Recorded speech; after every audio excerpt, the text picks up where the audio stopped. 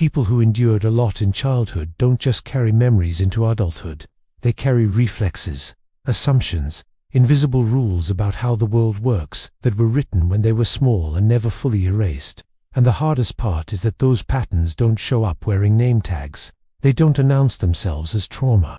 They surface in quiet, ordinary moments, when a plan gets cancelled and you feel irrationally rejected, when your body won't relax, even in a safe room, when someone gives you a compliment and your first instinct is suspicion, when a child grows up in repeated stress, being ignored, criticized, living in chaos, walking on eggshells, or simply not having a consistently safe adult. Something shifts in the brain. Scientists call it toxic stress. Normal stress, in manageable doses, actually strengthens us. It teaches coping, it builds resilience, but toxic stress is different. It's an alarm system that never powers down. Instead of short bursts of stress hormones followed by comfort and regulation, the child's system stays flooded. Cortisol rises and stays elevated. The body adapts to being on guard. Researchers at Harvard's Center on the Developing Child have shown that chronic toxic stress can alter how certain parts of the brain develop, particularly areas involved in emotional regulation, memory, and decision-making.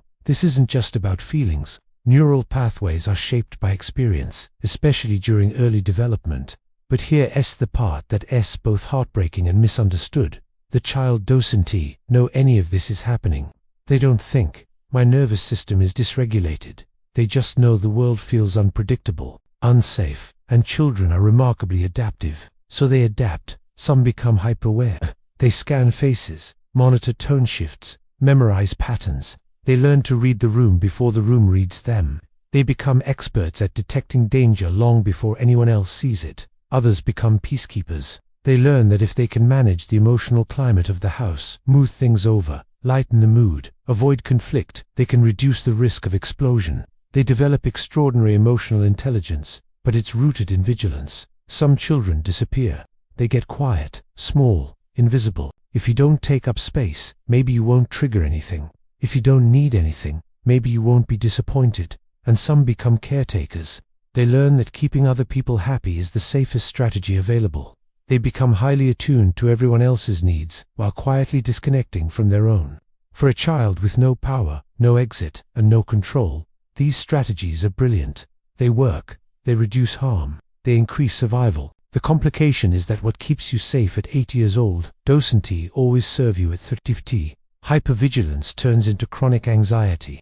Your body struggles to stand down because part of you still believes that letting your guard down invites danger. Calm feels suspicious. Silence feels like the calm before something bad happens. The peacekeeper becomes the adult who overfunctions in relationships, who absorbs tension, who manages everyone's feelings but struggles to identify their own. The invisible child grows into the adult who feels disconnected from their desires, unsure what they want, or hesitant to take up space. None of this is about blame. It's not about labeling parents as villains or turning childhood into a courtroom. It's about understanding patterns that otherwise feel random. When you don't understand the origin, your reactions can feel like personal flaws. And then there's shame. Shame is often the deepest wound. Children are egocentric in the developmental sense. They interpret events through themselves because their brains aren't mature enough to see broader context. So when bad things keep happening, the child rarely concludes, "The adults in my life are overwhelmed or unwell." Instead, they think, "It must be me. If I were better, quieter, smarter, easier, more lovable, maybe this wouldn't happen." That shift from "something bad happened" to "I am bad" is the difference between guilt and shame. Guilt says, "I made a mistake." Shame says, "I am the mistake." And shame attaches to identity. Large-scale research on adverse childhood experiences, often called ACEs, has followed over 17,000 participants and revealed consistent patterns. The more adverse experiences someone endured in childhood: neglect, abuse, household dysfunction, the higher their risk later in life for depression, anxiety, substance use disorders, chronic pain, cardiovascular issues, and relational difficulties. These patterns show up decades later. But this research does not mean your fate was sealed at age 10. If this moved you, comment 9 right now. If it didn't, comment 0. Your voice matters. Take 1 second and share it. The brain remains plastic throughout life. Neural pathways can shift. New patterns can form. Healing is possible. But it often requires intention, support, and sometimes professional guidance, because these early patterns are deeply ingrained. What makes this complicated is how subtle it looks. It doesn't always look like dramatic flashbacks or visible breakdowns.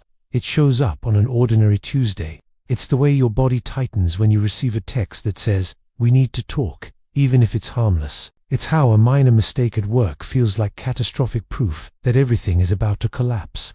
It tests the discomfort that arises when life is calm, like you re-waiting for the other shoe to drop. It's how rest feels uneasy instead of restorative. Compliments slide off. Criticism lodges deep.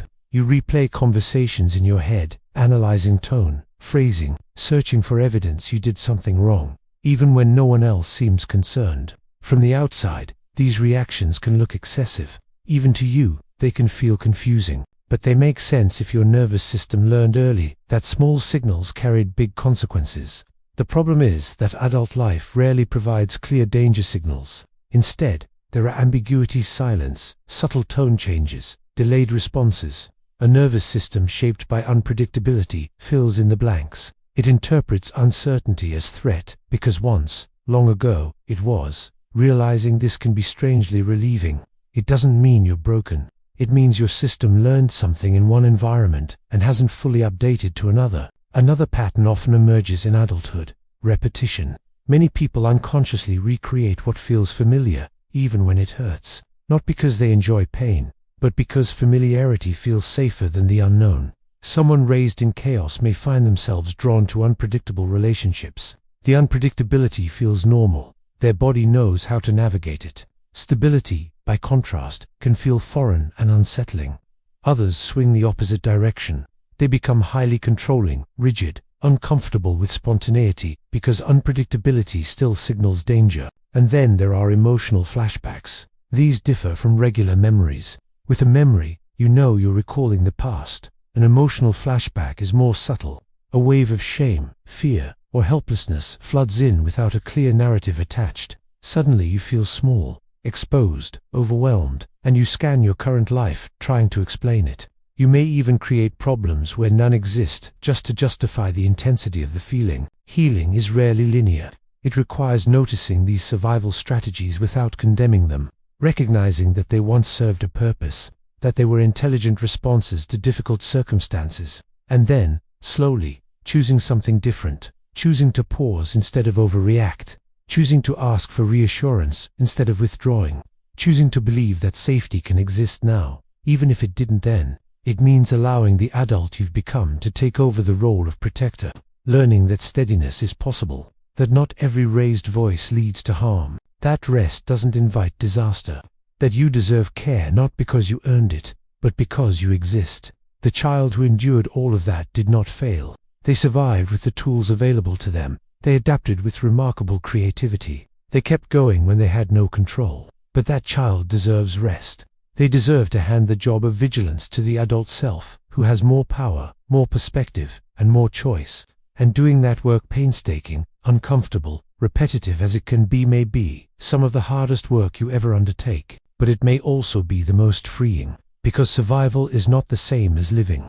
And at some point, you deserve more than just surviving. If you recognized yourself in any part of this, that doesn't mean you're damaged. It means your nervous system did exactly what it was designed to do: protect you.